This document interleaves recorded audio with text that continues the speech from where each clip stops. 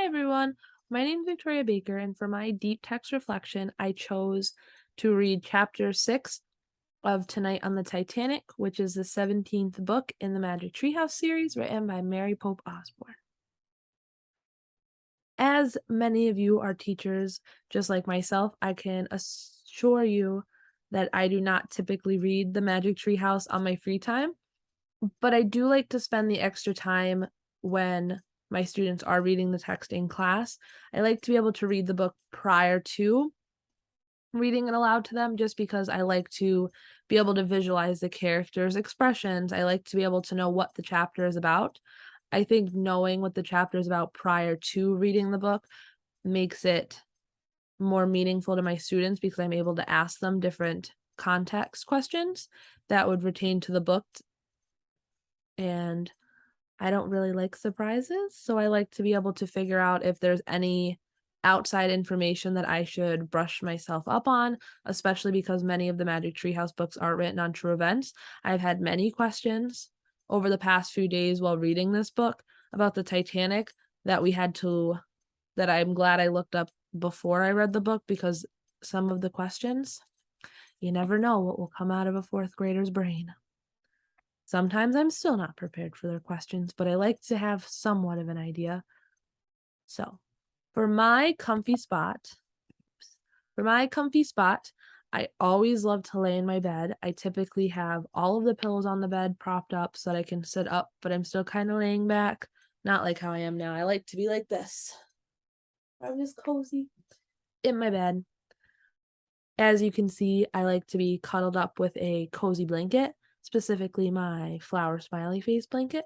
I think that the smiley faces just bring me joy, and if anybody knows, Vera Bradley blankets are the most comfortable blankets, and so I have a few of them on the bed, and they're smiling at me, and so I think that it makes in reading more enjoyable.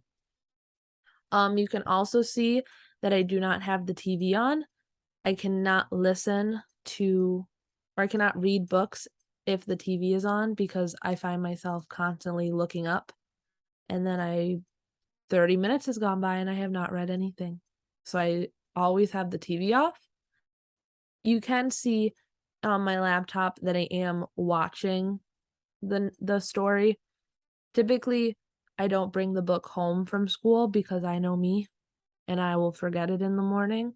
So what I do is I YouTube the story or the chapter that I'm reading, and I'll pause it and I'll mute it and I'll be able to follow along with them and I'll read it in my own head. I like to read stories once in my head and then read it again and I'll read it out loud. I think that that helps me build the character expression that I'm going for. And then you see on the side that I like to take notes for different things. These are my classroom assignments, but you can see in the green box, I made notes to go through not only this PowerPoint, but I also jot down little questions that I can ask my students during our read aloud. So this makes me more prepared. I write down questions. I think of how the students may answer them. I think of questions that they may ask me and think of answers that I will be have to look up or questions that I would know off the top of my head. I think this helps me prepare mentally for the day because if my students were just asking me questions, I'd be very stressed out. You'll hear the little ticking. It's my fan. That's the only noise that I can really have while reading.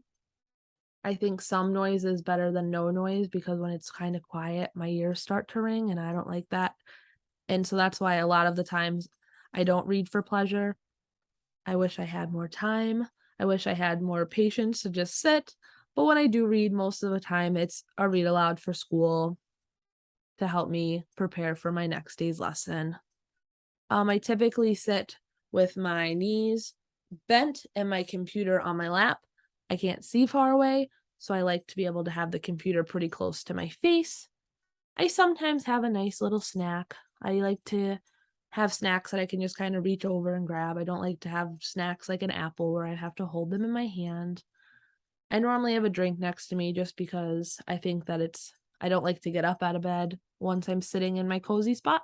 So I like to have everything prepared and then I get all cozy with my blankets.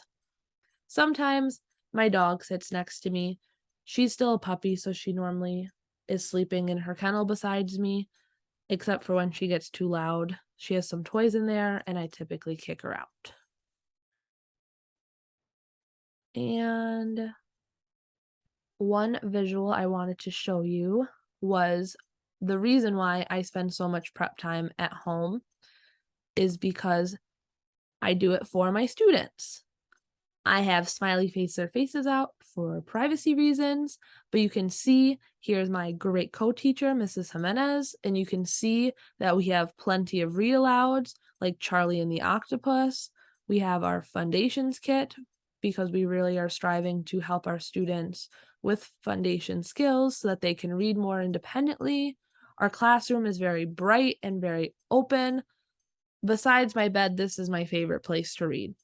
I think that this would be one of my favorite spots to read aloud just because my students get to enjoy the read aloud with me, and we're in a warm environment. We all sit around the carpet, we get comfy cozy, and I typically read 1 to 2 chapters a day, and we spend about 30 minutes as a group being able to read the story, ask questions, answer questions, and then a lot of the times I do chapter companions with them to work on setting and character traits and main idea of the story.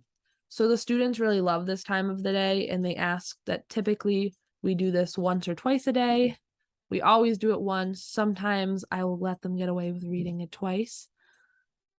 But yeah, I think that for me, a lot of my reading has to do with my students. I think that take the extra time to read the chapters so that way my students are getting more out of the novel, because if I know what I'm talking about, they will get to learn more. So yeah, thank you so much. Have a great day.